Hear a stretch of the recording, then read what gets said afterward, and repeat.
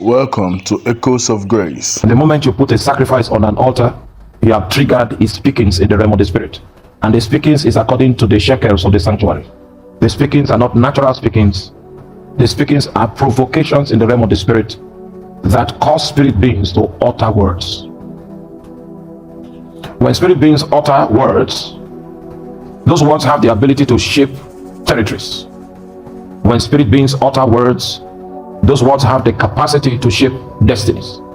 When spirit beings utter words, they have the capacity to initiate several seasons in the lives of individuals, in the lives of a community, and indeed in the lives of nations. But the Bible is saying that God has the capacity to utterly destroy the tongue of the Egyptian sea. When altars speak, they can take advantage of the power of rivers. They can take advantage of the power of winds. They can take advantage of the weather and weaponize the weather, weaponize circumstances and situations to fight against you. They can weaponize and toxify your relationships. Your relationship with your wife can become toxic just because an altar is speaking. And if we do not learn the vocabulary of such speakings, we may not be able to detect the utterances that are spoken, and we may not realize that these are speakings. Now, what I want to do this evening, are you still with me? Please don't forget, because I know you want to forget. You are planning to forget. That's why I'm saying don't forget. When you dethrone an altar, do you remember that? You replace it with another one. If there was someone in your family that the devil conscripted to become the messenger of a certain spiritual gate, and that gate brought travail, it brought injury, it brought infirmity, it brought reproach, and you want to change all of that speaking, there must be a priest that will rise up and set up a different altar and bring a spirit that is more powerful than the spirit that they have invited through the demonic altar into the territory. Are you there? You are not following me. The same level of devotion that the spirit of darkness, the priest of darkness, exercised in order to bring that demonic presence into the space will be the same level, same minimum level of devotion that the priest of light will need to bring to the table in order to bring a different speaking into the realm. Are you there? The moment you set up a counter altar, what you have done is this. I know you are well aware that there can be no two captains in one ship. So if you bring a counter altar, the altars are going to wrestle, and the altar that is superior will take charge of the ship. No two altars that can govern a territory. If you bring a counter altar into the territory, bring a counter altar into the family, bring a counter altar into the community. That's why they are allergic in a witchcraft oriented place. They are allergic to you planting a living church, because what you are doing has the potential to undo everything they have built. And it doesn't matter how old the altar is. It can be an altar that has lasted for about 43 generations. We care not to know the history, where they went to import the spirit, where they got the articles that was used to build the altar. Don't even go into all those details. Just bring in a counter altar. When you bring in a counter altar into the space, expect something. Expect a fight. And this fight, this warfare, how many of you still remember the battle that took place between David and Goliath? What they did in that battle, yes, Goliath was an established warrior, a renowned warrior from the time of his youth, and David was not even admitted even into the league of warriors at the time. But as a warrior as Goliath was, when he wanted to confront David, he began to curse David with the name of his gods. He did not depend on the capacity of his sword, neither did he depend on the capacity of his shield or his brute strength.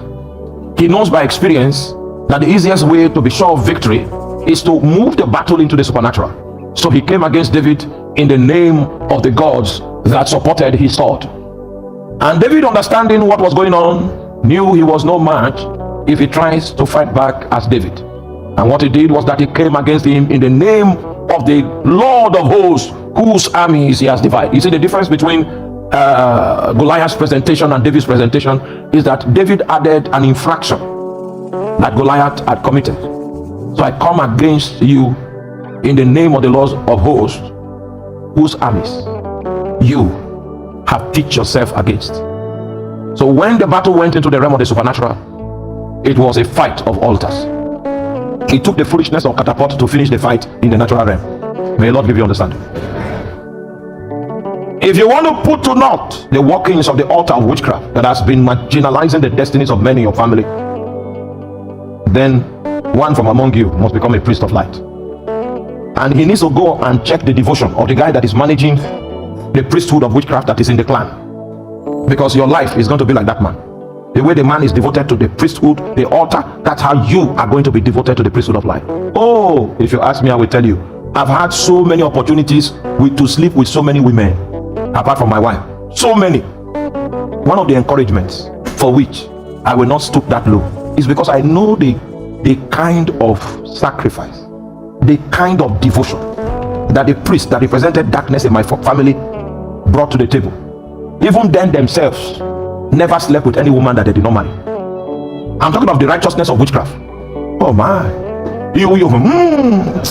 I don't have time. So I will be fooling myself to think that I want to play the role of a priest to replace the speakings of that altar if I don't bring something better than what they presented. I'm operating a better covenant, there's no doubt about that.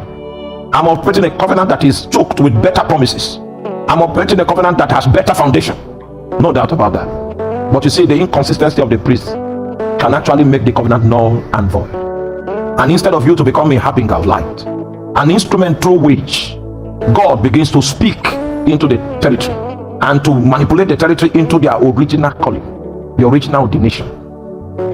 Instead of me to be that, me myself will become a carrier of the symptoms of the altar that is manipulating my family. If you want to blot out the speakings of an altar, you must be ready to become the priest of a righteous altar. Just like darkness never argues with light when light shows up, that's how a demonic altar cannot argue with the authority of a righteous altar. Being a priest of an altar confers so much responsibility upon you. Hallelujah. And the reason for which I make the sacrifice is not for myself alone. I make the sacrifice because of my children. I make the sacrifice because of family members. I make the sacrifice so that the highway can be made, and so that the possibilities of Israel traveling on dry ground can come to pass again. Anytime he blots out the tongue of the Egyptian sea, he causes the ransom to walk on dry ground. The pathway of destiny becomes clear. Everyone takes their journey.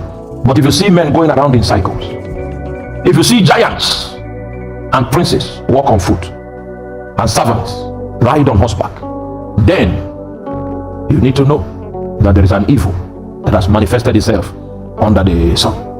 Hallelujah.